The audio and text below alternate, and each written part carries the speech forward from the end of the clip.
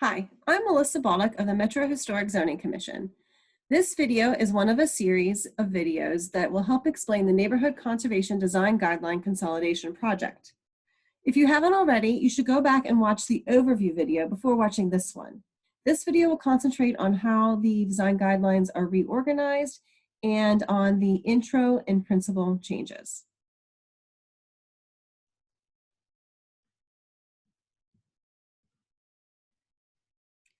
The guidelines are reorganized and some information is repeated in each section so the user doesn't have to flip back and forth. It's this repetition that makes the draft guidelines seem longer than the current design guidelines. In the glossary, new terms have been added and some definitions have been revised. This section will remain as italicized information, which means that it's not a part of the actual design guidelines. The guidance for materials is now its own section and has been revised to provide a longer list of appropriate and inappropriate materials. Most of it remains italicized text, which means it can be updated without a formal review process. That is so the Commission can easily address whatever new materials might become available in the future. Speaking of materials, there is language that increases the allowable maximum reveal for lap siding. By reveal, we mean that portion of lap siding that is exposed once the pieces are lapped. The current practice, which has been in place for several decades, is that lap siding is limited to a maximum reveal of 5 inches.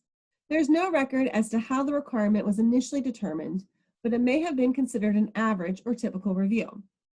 Since historic siding comes in a variety of reveals, staff recommends increasing the maximum to 7 inches, as this is a size that is readily available and still within the range of historic reveals.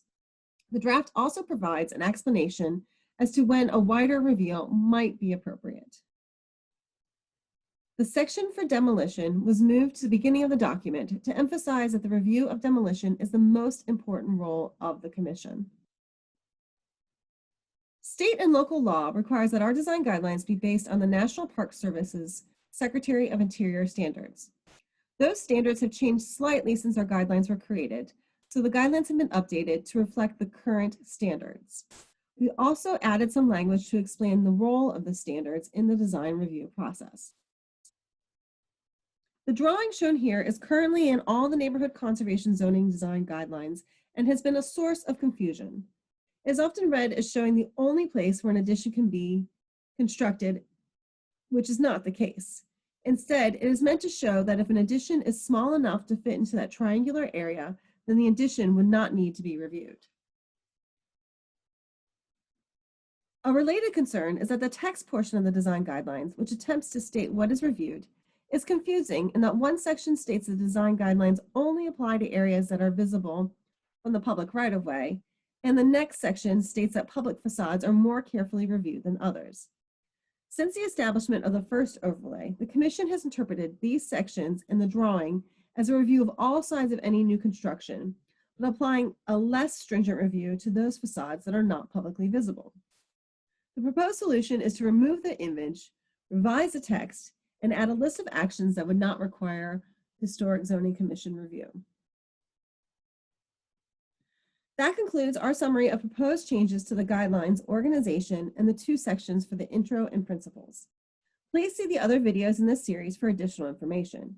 You can also visit nashville.gov for drafts, section-by-section comparisons for each district, information about the process, meeting notes, and additional resources. You can send comments to us in a variety of ways, as seen here and also available on our website. Thank you very much.